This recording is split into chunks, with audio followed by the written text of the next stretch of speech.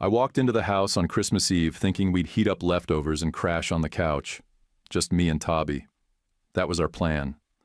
The lights were on, the table was set like a stage magazine shoot, and my chair, was already taken. The guy sitting in it wore a blazer and cologne I could smell from the doorway. He leaned over and kissed Helen on the cheek like he paid rent. She didn't even flinch, just looked over her shoulder and smiled like she'd won something. "Drake," she said, like I was supposed to clap. "Sit tight." Her parents, Roderick and Callista Wyman, were posted up at the head of the table. Matching sweaters, matching scowls. They watched me like I was late to a meeting I was never invited to. Tobby was still tugging off his boots when I said, "What's going on?" Helen stepped forward like she was hosting an open house. "This is my house, Martin. My parents gave it to me. You don't live here anymore." Quick note. Before we start, share in the comments how's your day going and where are you joining from. Thanks. And let's continue. I just stood there, cold air still on my jacket. "You want to back up and explain that?" She folded her arms. "I married you because I thought you'd inherit something. Real money. But all you had was a dusty old shack and a prenup. Your son isn't my responsibility." Tobby paused mid-step. His backpack slid off his shoulder. Drake tilted his head and looked at my hands, still stained from mural work I'd finished that morning. "So urban painting, does that cover a mortgage?" Callista gave a little laugh. "Art is a hobby, dear. We all go through phases." I didn't rise to it. I didn't give them the show they wanted.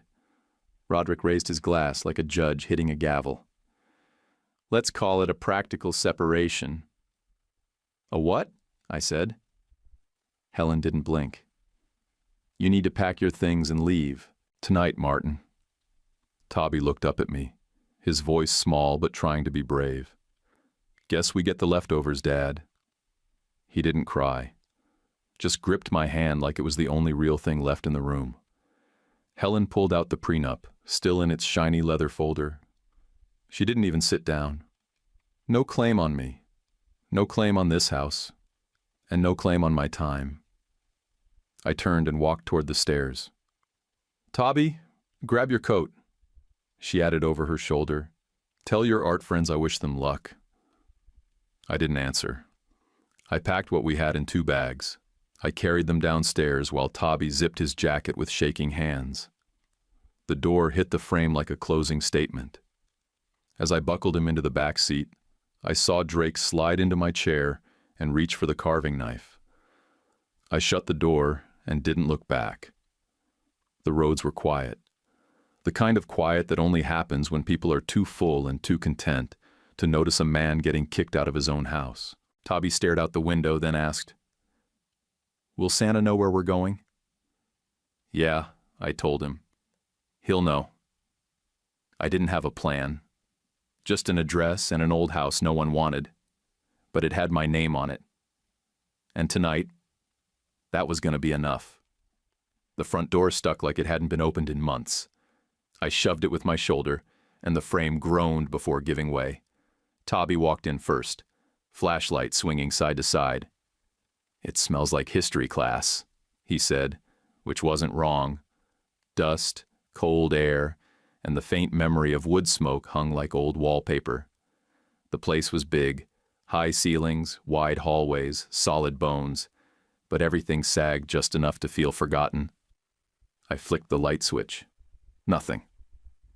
Tobby tapped his fingers on the wall and said, "Maybe the ghosts still pay the bills." The furnace tried to come to life with a low cough and died before we even got upstairs. I stood there in the kitchen, staring at the pilot light, thinking of all the things I didn't know how to fix. "Can we camp indoors?" Tobby asked, rubbing his hands together. "Like when we had that blackout last winter?" "Yeah," I said. Just like that. We unrolled sleeping bags on the living room floor, layered up, and tried to pretend the cold wasn't chewing on our bones. Tobby cupped his breath and whispered, "This echo makes us sound famous." That grin of his, still holding the line, cut straight through me. I stepped outside and looked toward the one porch with lights on. The house next door had lace curtains and a dim kitchen lamp burning like someone was still up waiting on tea. I knocked once, then twice. I almost turned back when I heard the latch turn. The door opened just enough for me to see a woman's eyes. Sharp, assessing. She looked past me and saw Tobby shivering behind my leg. "You stay," she said, voice clipped but kind. "Tonight, no arguments." I followed her in before she could change her mind. Warmth wrapped around us like a quilt. The air smelled like honey, black tea, and something baked. She moved fast. 2 mugs out, blankets tossed over a worn couch, slippers dropped at our feet like she'd rehearsed this for years. "I'm Valeria," she said, pouring hot chocolate for Tobby and tea for me. "You are Gregory's boy." I blinked. "Yeah, Martin. This is Tobias." "Tobby," my kid corrected, clutching the mug like it held more than cocoa. Valeria gave a little nod and settled into the kitchen chair across from us. "You look like him," she said, "but you carry something different. He moved like he owned the ground. You walk like you're still asking permission." I didn't answer. I looked around her house instead. Every wall was covered in pencil sketches and watercolor scraps. Faces, trees, windows, hands, practice sheets pinned like reminders that effort counts. "You're an artist," I said. "Teacher first," she replied. "Back in Ukraine. Now I just paint when it's too cold to weed the yard." I told her about Gregory selling the business late, how all I got was that big house falling apart next door. She didn't say sorry, she just nodded like someone who knew what houses could carry. "He gave you more than he gave most," she said. "Now the test begins." Before I could ask what she meant, Tobby yawned wide and leaned against me. He was asleep sitting up, cocoa half finished. Valeria pulled a quilt from the rack behind her, tucked it around him without a word, then handed me another. She didn't tell me to rest. She just turned off the kitchen light and left the hallway lamp on, humming something soft as she moved away. I lay there on her couch, Tobby curled under my arm, the wind scraping against the windows like it was looking for a way in. My dad's voice echoed in my head, something he'd said the winter before he died. "Take care of the foundation first. Everything else is cosmetic." In the morning, I woke up to the smell of rye toast and the quiet sound of someone singing in a language I didn't know. The hymn was low and warm, and for a second I didn't remember where I was. Then I looked over and saw Tobby still bundled, hair stuck to his forehead, breathing easy. I hadn't seen him sleep that deep since last spring. Valeria handed me a plate without asking what I wanted. Toast, a boiled egg, and pickled beets. "Breakfast for workers," she said. "Not for thinking." I didn't argue. I ate while she scribbled something onto a floral notepad, tore it off, and folded it once before placing it in my coat pocket. "My daughter will come today," she said. "Maria. She works with paint, murals, interiors, exteriors. She will walk your house and tell you what still breathes." I raised an eyebrow. "I thought you said the test begins." She gave a tight smile. "Maria does not like when things go to waste. If something is worth saving, she helps. If not, she throws it out. We'll see what you are." Tobby stirred and blinked at the light. "Is that toast?" he mumbled. "2 slices, Valeria said. "You eat like a bird. That must stop." He grinned and sat up like he belonged there. By the time we left, she had packed a thermos of tea, wrapped another quilt around our bag, and tapped my chest as I stepped off her porch. "You call if the house argues with you," she said. "Or if you do." I nodded and started toward our yard. The cold hit harder in daylight, but it didn't sting as much. I looked at the place my dad left me. Chipped paint, broken porch light, sagging eaves, and for the first time, I didn't just see a ruin. I saw a question. I gripped Tobby's shoulder and opened the front door. "All right," I said. "Let's find out what this place is made of." The front gate squeaked once before a beat-up work van pulled up. Maria Timoshenko stepped out like she was already in the middle of the job. No hellos, no hesitation, just a roll of drop cloth over her shoulder, a tape measure on her hip, and a canvas tool bag in one hand. Her eyes scanned the house like it owed her answers. She didn't waste time. "Maria," she said, "or just Mary." "Where's the main breaker?" she asked. "Back of the kitchen," I said. We walked the place, room by room. She scribbled notes, knocked on studs, checked outlets, pulled at seams in the baseboards. "This wiring's not original. Someone tried to modernize cheap. Dangerous if ignored," she said, then added, "Heat's your first battle. After that, safe sleep space for the kid. Rest is noise." I nodded. No small talk, no sympathy, just tasks and order.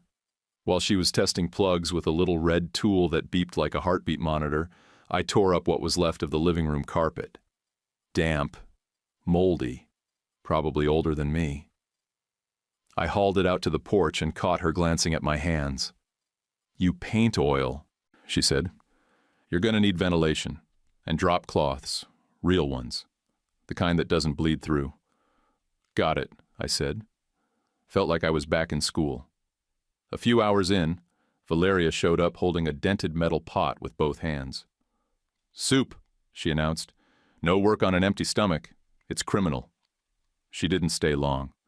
Just handed me the pot, kissed her daughter on the cheek, and told me, "Don't let her forget to rest. She forgets." We took a break on overturned crates. Tobby had found an old easel in the attic, dusty, tilted, and missing one screw, but still standing. He wiped it down like it was a rescued animal. "Looks like it misses you," he said. I didn't answer, just looked at the warped wood and remembered the last time I'd used one like it. Maria came back from her van with a little girl trailing behind her, about 9, round face, light hair in a sloppy braid, sneakers that lit up when she walked. The kid looked around like she was cataloging everything for later. "This is Lily," Maria said. "She won't slow us down." "I'm Tobby," my son said, waving like a goof. They were friends by minute 5. Drawing dinosaurs and dragons on scrap cardboard with Sharpies, Maria kept in a plastic caddy. At some point I heard Lily say, "Dogs dream in color," and Tobby go, "That's not proven." They argued like they'd known each other for years. Maria handed me a rough diagram with shaded blocks and scribbled notes. "Primer goes here. Bedroom and bathroom get fixed first. Heat's non-negotiable. We start there, or we don't start." "Where do I get all this?" I asked. She rattled off a store 3 towns over that sold secondhand building supplies. "If they try to charge retail, ask for Javier. Say Valeria sent you." I told her about Helen in 5 sentences. She didn't ask for 6, just gave a small nod and said, "We keep the work moving." By mid-afternoon, Lily wandered into the back hallway and found the blank west wall, 10 feet wide, untouched, raw plaster. She stood in front of it like it was a screen waiting for a movie. "Can this be a mural?" she asked. Maria looked at me, one brow raised, no smile, just waiting to see what I'd say. "Maybe," I said, but that wall already looked hungry. Later, I took one of my small urban pieces, Skyline at Dusk, painted months ago, and walked it down to a diner that still had a local artist's wanted sign taped to their window. They bought it for $80 and a week of coffee. It wasn't much, but it paid for groceries and felt honest. Back at the house, we had 2 working space heaters, 1 sealed bedroom, and a dry place for the kids to sit and draw. Maria patched drywall like a surgeon and let me roll the primer once I stopped asking questions. Dusk settled in early, cold pushing at the windows again. I boiled water on the stovetop to keep the air damp, just like Valeria told me. The steam fogged the kitchen window, and for a second, it didn't feel like a ruin anymore. Maria packed up her gear, called Lily to get her things, and paused at the front door. "We start early," she said, straightening her coat. "Don't make me be the one who's on time." I leaned against the frame and said, "I'll beat you here." She didn't smile, but I saw her eyes change just a little before she stepped off the porch. The next week, one of Helen's campaigns popped up on my phone. courtesy of a friend who thought I should see what she's saying now. It was a glossy post from her agency's lifestyle page. Photo of her smiling with a new haircut, captioned with a line that read, "Choose better partners. Life's too short to carry someone else's weight." I didn't respond. Just deleted the text and slid my phone into the junk drawer with the batteries and dead lighters. By Tuesday, Tamsin Keene caught me at the hardware store. She worked the front desk at Bistro D, where I'd sketched a few nights back before everything fell apart. "I saw Drake in our lobby," she said, handing me a receipt. "Told a couple girls he upgraded his life and left baggage in last year." I believed it. That was Drake's kind of poetry. We didn't talk about it again. I went back to sanding trim in the hallway, and Mary showed up like she said she would. No greetings, just paint cans, a bucket of tools, and that steady, work-first silence she carried like armor. She taped off the corners and cut the edges with the focus of a surgeon. I followed behind, rolling walls, trying to match her pace. Her daughter and my son, by now they'd started calling each other that, argued in the next room about what kind of paint was best for clouds, oil or acrylic. Tabi insisted oil lasted longer. Lily said acrylics dried faster and didn't stink. Valeria brought lunch around noon, pierogi and soup in thermoses, and read to the kids while we finished the entryway. First in English, then in Ukrainian. Tabi listened like she was a coach explaining plays before a big game. The rhythm of it helped. No big conversations. Just the sound of brushes against walls, kids building a fort with drop cloths in the corner, and Valeria's calm voice floating through it all. That afternoon I got an email from Callista's lawyer asking me to return the shared wedding items. I stared at the list, flatware, guest book, a monogrammed cake knife, and laughed once hard. I boxed up what fit into a shoebox and dropped it at the post office. The rest stayed where it belonged, in my memory, where it couldn't be cleaned up or sold. Later I landed a small commission, 3 riverfront canvases for a lawyer's office in town. They weren't masterpieces, just scenes of dock lights and foggy rails, but they gave me a deadline and something to grind on at night when the house was too quiet. Painting cures more anger than talking ever could. Mary brought another batch of trade paint, matte finish, solid color, not cheap, but not flashy. I pulled out my wallet. She pushed my hand away. "You pay when it doesn't sting," she said. We didn't make eye contact, but the way she said it stuck with me. That night we sat on overturned buckets, sketching ideas for the mural.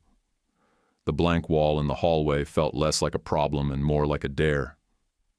"Hands," Mary said. "At work, across a city block." "Lifting something?" I asked. She nodded once. "Something heavy." I grabbed a pencil and started blocking shapes. "No gold leaf," I said. "I'm not that sentimental." Mary laughed, just one quick, unfiltered laugh, and went back to sketching.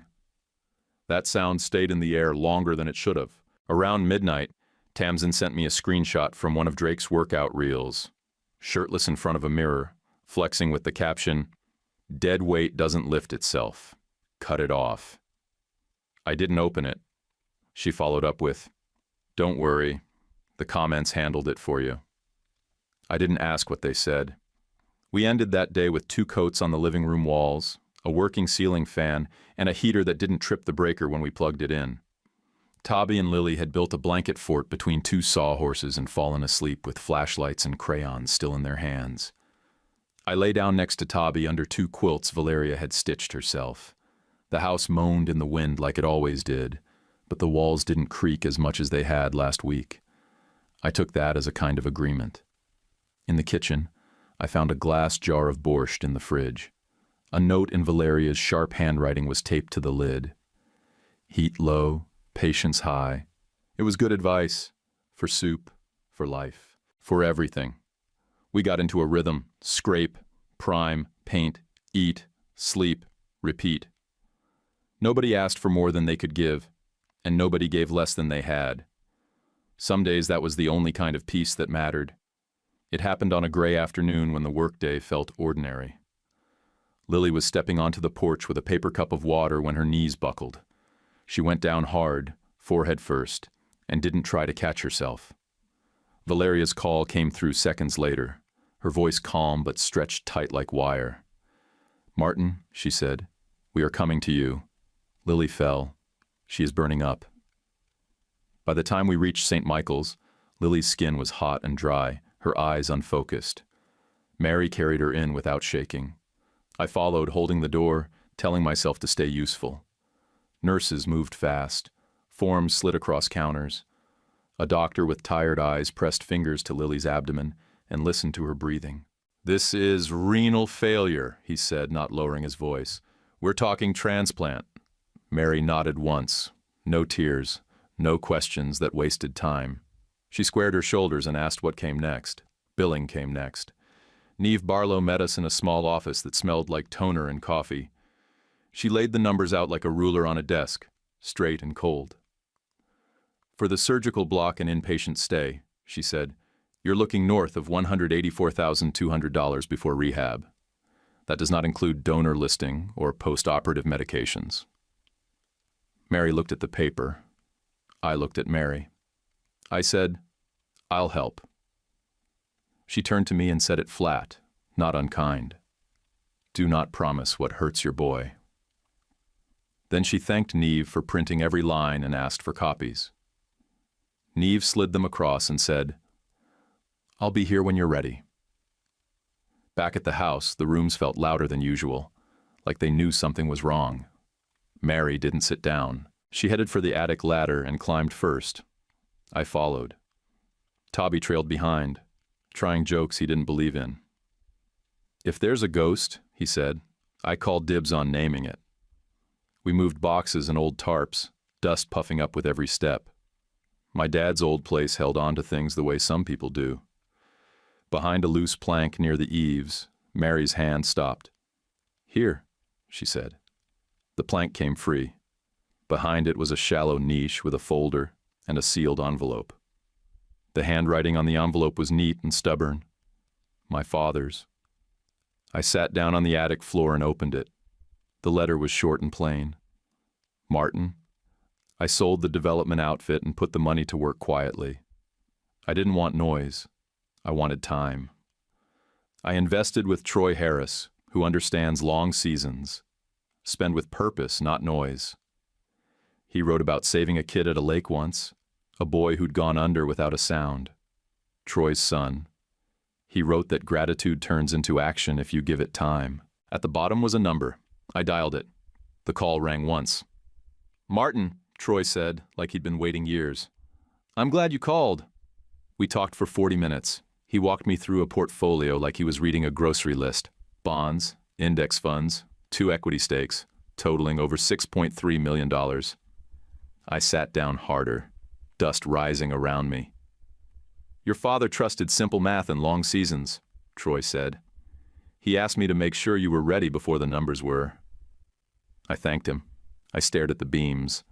I could hear my dad's laugh in the dust. For once, money felt like a tool, not a target. I stood up, folded the letter, and went downstairs to where Mary was waiting by the kitchen sink. I held out the envelope. She read it once, then again, slow. "We call the hospital," I said. She nodded. I picked up the phone and dialed St. Michael's billing office. When Neve answered, I said my name and told her I was ready to clear the first hurdle. She didn't congratulate me.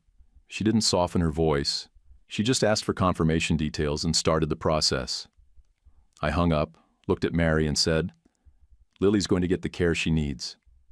She closed her eyes for 1 second, then opened them and said, "Then we keep moving." I grabbed my jacket, folded the letter into my wallet, and headed for the door to go back to the hospital. I read the last line of my dad's letter again that night, sitting at the kitchen table with my elbows in paint flecks and sawdust. Make things better, not louder. It felt like the only instruction that mattered. I called Mary first. She picked up on the second ring. "I'm covering Lily's care," I said. "No strings, no pressure, no questions later." Silence held for half a breath. Then, "You're sure?" "I'm sure." Then I called Valeria. She didn't ask how, just said, You do this like a man who builds, not one who brags. That is good. The next morning, Troy met me at a quiet coffee place off County Road 42. No tie, just a heavy binder and the same calm voice he'd had on the phone. We found a booth near the window. He set the binder down and walked me through the details again. No big speeches, just clean numbers and signed instructions. Your father left a liquid account, he said, flipping to a tab with my name on it. Same-day access. Roughly 1.2 million in cash equivalents. Long-term assets stay untouched unless you ask. I'm not asking, I said. Not yet. We went through protocols, security verifications, ID scans, digital access codes, everything above board, clean, tight. Troy didn't push, didn't sell. He just made sure I knew where the lines were drawn. At the hospital, Neve Barlow was ready. She walked me into a billing office the size of a broom closet and pulled up Lily's chart on a secure screen. We'll need $62,400 to clear initial charges and activate her listing, she said. That gets her on the matchboard and covers current inpatient care. The rest can be scheduled. I nodded. Wire it now. She didn't blink. Just double-checked routing details, confirmed release forms, and tapped the keys like she was dialing coordinates. The whole thing took maybe 12 minutes. When she finished, I asked, will that make a difference in how fast she gets seen? Neve looked at me straight. Yes, it already has. Later that week, Troy and I met again, this time in a shared workspace he rented by the courthouse. No noise, just white walls, one table, and a corkboard with sticky notes lined up like chess pieces. We built a donor-advised fund for pediatric transplants in Lily's name. Simple structure. No fluff. Then Troy suggested we add a small scholarship for art teachers, quiet professionals, he called them, under Valeria's name. She'd hate that, I said, smiling a little. She'd use it, he replied. I signed the paperwork. At night, after Tabi was asleep and the house had settled into its usual groans, I pulled out my brushes and started painting again. 3 commissions, all city scenes. Brick buildings, alley lights, sidewalks full of movement. I lost myself in the lines and finished all 3 in under 2 weeks. Sold them for $7,900 total, all above asking. It wasn't the money. It was having something that came straight from my hands again. In the middle of all this, I hired a family lawyer.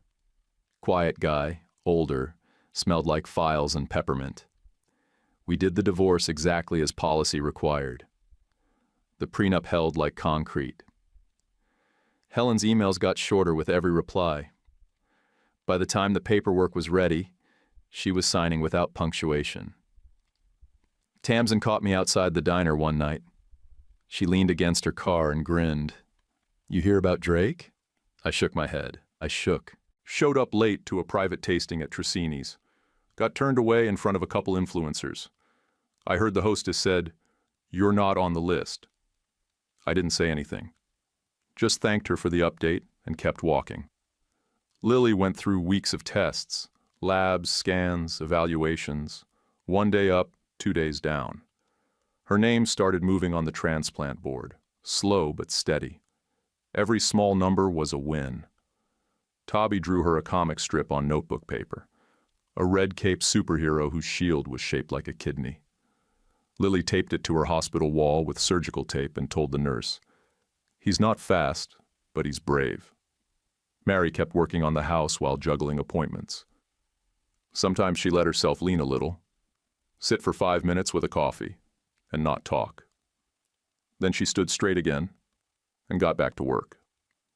One morning I fixed the crooked cabinet door that had been sticking since the day we moved in. Valeria came in with her tea, stood beside me, and watched without comment. When I stepped back, she nodded. You remind me of my late husband. He fixed things too. Stubborn is a language. You're fluent now. I didn't answer, just handed her the screwdriver and smiled. The nights changed. I slept better. Not deeper, just cleaner. Like my head finally had room to rest. It's strange how rest shows up once you decide where you stand. Quietly, without telling anyone, I paid off the old property taxes my father had missed his last year. Just under $8,000, backdated. It felt less like correcting a mistake and more like sealing a promise. The house creaked in the right places now. I took that as agreement. Jasper Vale showed up on a Wednesday, beat-up camera bag slung over one shoulder, sunglasses pushed too far back on his head. He stood in our doorway like a man expecting applause just for arriving. "I want to see Lily more," he said. "She needs her dad." Mary didn't flinch. She stepped out onto the porch, arms crossed, calm but solid. "You'll see her under supervision. No promises. You show up on time, or you don't see her at all." Jasper opened his mouth, then closed it. He handed over a boxed doll, fancy, expensive, still in a boutique bag, the kind of thing that screamed Instagram guilt. Valeria stepped in behind Mary and took the bag. "She doesn't need that," she said, holding it like trash. "Next time, bring her a library card." He nodded once, took the hint. The mural started to take shape that weekend. Mary laid out the grid lines in chalk, taped off the corners, and handed me a roller. I followed her lead. Base coat first, then neutral gradients, hands taking form in the center like they were lifting a city block together. Arcs of motion, colors that moved like work did. We tucked names into the corners. My dad's, Valeria's maiden name, Troy's son. Lily added the name of the nurse who gave her extra ice chips. Tobby added Coach Val next to a painted pair of sneakers. It was their wall as much as ours. Somewhere between coats, between brush strokes and taped edges, I found myself watching Mary differently, the way she measured space, the way she made no noise unless it meant something. She wasn't a distraction, she was gravity, and I felt pulled. After we hung the last door in the hallway, hands still smudged with primer, she kissed me. No speech, no warning. Just stepped in, met me halfway, and let it land. It wasn't a fireworks kind of kiss. It was the kind that says, "You've earned this." So have I. The next day, Helen tried to reach me from a blocked number. I didn't pick up. I forwarded the missed call and her 3 cryptic texts to my lawyer. Roderick sent an email asking if we could wrap this with civility. I replied once and signed what was fair. Nothing more. Troy met me at the same coffee spot off County Road 42 and walked me through a conservative long-term plan. That word hit right. Conservative. Not exciting. Not shiny. Just solid. Safe. Built for staying power. Tobby and Lily painted their handprints near the base of the mural. Tobby looked at me while the paint dried and said, "Team rule, no smudging." I nodded. Deal. I named the donor fund after my father, Gregory's Hands, but left my own name off the plaque. Dad would have liked that. No speeches, just steady work. Mary and I started talking about money like grown-ups. Not lovers, not dreamers. Just 2 people building. We talked about her clients, her rates, where her work came from and where it needed to go. She asked about my portfolio, about index funds and real estate tax windows. We sat across the kitchen table, pen in hand, not flirting, just trading facts with respect. Jasper started showing up consistently. Saturday mornings, 30 minutes early, no speeches, just a knock, a thank you, and a small gift. A notebook, a pack of pencils, one time a used sketchbook with good paper. He even started sending small child support transfers every other Friday. Modest amounts, but steady. That mattered more than the size. Mary logged it all. Visits, receipts, calendar dates. Jasper signed the visitation log each time without being asked. No attitude, just quiet effort. Valeria watched him from the window sometimes, never said much. One afternoon, while we were cleaning brushes outside, she said, "You stand different now, like a man who finally put his bags down." She was right. I hadn't even noticed, but my shoulders were looser, my voice sharper. Not out of anger, just settled. That night, while Tobby and Lily played cards in the living room, I caught myself humming. Nothing in particular. Just a sound coming up from my chest while I cleaned a brush under warm water. And that's when I knew I was done living in reaction. I didn't need to fix the past anymore. I was too busy building something better. At 6:12 a.m., my phone lit up with Niamh Barlow's name. The wind outside slammed against the windows like it was late for something. "Martin, we have a compatible donor," she said. "Are the funds ready?" "They're ready," I told her. I sat up, already reaching for the folder on the counter. Within 10 minutes I was logged in, verifying routing, confirming transfer totals.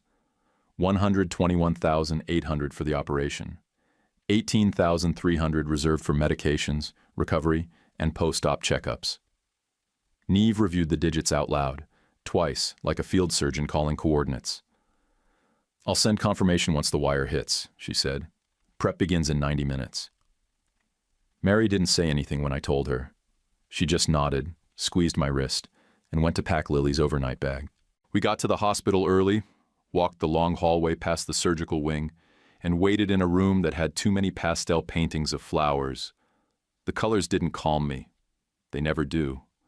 Valeria sat on my left, hands wrapped around her cross, whispering in Ukrainian under her breath.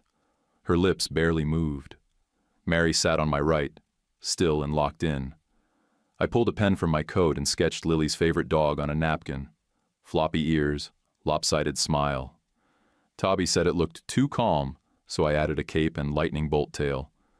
Lily saw it right before they rolled her away and laughed. She called it Super Kidney Dog. The surgeon came out 5 hours later. Cap off, mask loose. He gave a thumbs up before he even reached us. "It went well," he said. "Textbook." Mary leaned into me. Not a fall. Just one long second of weight shared. Then she straightened up and walked toward Lily's room without looking back. Lily woke up groggy, cranky, and asking for fries. That's how you know kids are okay. 2 weeks passed with stitches, meds, slow walks, and hospital cartoons. Lily's stats improved fast. Her appetite came back. Her sarcasm returned. Mary looked like she hadn't slept in a year but still showed up to every meeting sharp and clean. That Friday we finished grouting the kitchen sink. Nothing fancy, just a wide basin, clean lines. Toby and Lily painted a paper banner in the living room while Mary wiped down tools. "Sit," I told her, pointing to the stool by the sink. 5 minutes. That's the rule. She sat, wiped her palms on her jeans, and looked around the kitchen like it was a stranger she wanted to trust. Toby and Lily ran in holding the banner. 3 feet wide, crooked letters painted in blue and green. "Will you marry him?" They spelled Mary right. The pun was not lost on anyone. I didn't make a speech. I didn't kneel. I just pulled the ring from my pocket. A simple one, brushed silver, no shine, and set it on the counter. "Yes," she said before I could open my mouth. She smiled with her eyes, and that was more than enough. A week later, I got cornered at a gallery opening by Helen. She showed up in a long coat and confidence like it still fit. Word had gotten around about the donor fund, probably through a mutual contact in St. Michael's marketing team. "You know," she said, brushing imaginary lint off her sleeve, "if you're thinking of scaling this fund, I might have ideas. PR could really shape its message." I stared at her. "I'm not doing this for exposure," I said. "And I don't need a publicist to do private work." Her smile tightened. She turned without saying goodbye. Drake tried filming near the entrance. Tamsin, who was managing the event that night, spotted him right away and crossed the room like she'd been waiting for it. "No recording without consent," she said, calm and sharp. "House rules," he argued. She pointed to the sign near the front door. Then she walked him out and gave me a nod like, "You're good." The divorce became official on May 14th. No alimony, no claims, just paper and signatures filed in triplicate. My lawyer sent me a scan. I didn't print it. I donated a dialysis chair to Lily's unit a week later. Asked Niamh to process it under the pediatric fund. No donor name attached. She glanced at me, nodded once, and didn't say anything more. That night, back at the house, Mary fell asleep on my shoulder. The old couch creaked but held. The drywall was done, the wiring solid, the furnace finally dependable. But what made the place feel finished was her breath slowing beside me and the sound of kids laughing down the hall. A month later, Mary and I headed downtown for a meeting with a new client, a mural project tied to a salon rebrand. Big space, good visibility, and enough of a budget to matter. Tamsin Keene was at the host's stand when we walked in. She didn't blink, just leaned in as she grabbed 2 menus and said, "Good to see you on the other side." We followed her past a row of full booths and halfway through the dining room when I spotted them. Helen and Drake, seated with a woman I recognized from a local gig board. Mid-40s, sharp bob, nice shoes. One of those salon owners who made her brand part of her identity. Helen caught my eye. She didn't flinch, just flashed a smile that never made it to her eyes and said, loud enough for nearby tables, "Hope you're finally doing okay, Martin." I didn't stop walking, just nodded once and said, "We're fine," then kept going. Mary didn't miss a beat. She stepped up beside me, steady as ever, and looked the table over with professional ease. "We build things that don't need a ring light," she said, then turned to Tamsin. "Thanks for seating us quickly." Tamsin smiled and guided us to a window booth, 2 tables ahead of theirs. The salon owner watched the whole thing, her gaze flicking from me to Mary to Helen, eyebrows barely raised. She didn't speak much during the rest of their meal. That told me more than if she'd said anything at all. A week later, Mary got the call. That same salon owner wanted her crew for 2 locations, interior and exterior touch-ups, plus a full concept mural inside the flagship. Said she liked how we handled ourselves. I didn't ask what happened to Helen's pitch. I heard through a mutual it unraveled fast. I didn't gloat, didn't lift a finger, just sent Mary the budget outline and helped her prep invoices. Later that week, Troy and I met for coffee to finalize next year's fund cycle. As he closed the binder, he said, "Your father left a handwritten note in his file. Wanted me to share it once you'd handled things clean." "What did it say?" I asked. Troy tapped the folder. Just one line. "Teach him to leave without a mess." I carried that sentence home in my back pocket. Didn't say it out loud. Just kept it where I could feel the weight. Back at the house, we finished the mural. 2 hands, lifting a city block. Powerful and simple, painted across the west wall like it had always been waiting for us. Tobby and Lily added their handprints in the bottom corner, signed their names, and dated it in thick black strokes. "This part's forever," Tobby said.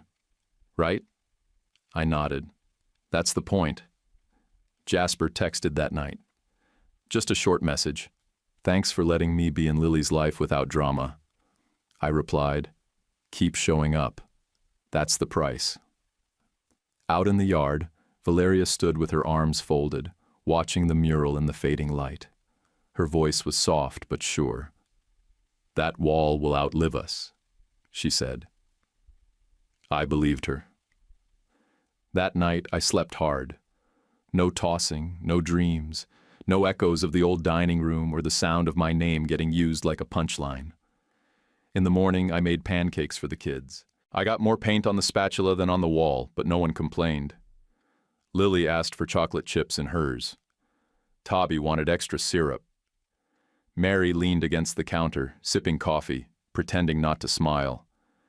The house was warm. The roof didn't leak. And for once, nothing in the room needed fixing. We hosted Sunday dinner once the last of the dust finally settled.